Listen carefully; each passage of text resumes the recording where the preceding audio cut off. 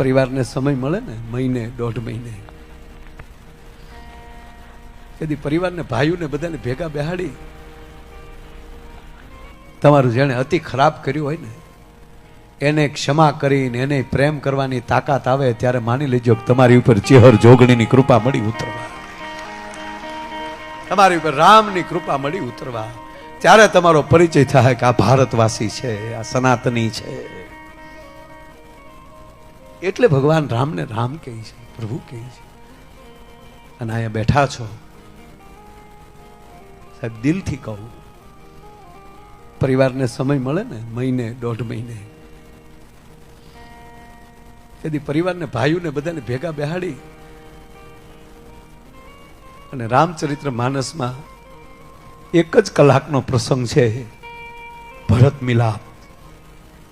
આખી રામાયણનું નથી કહેતો બાપ, કેવલ ભરત મિલાપ 1 કલાકનો પ્રસંગ છે.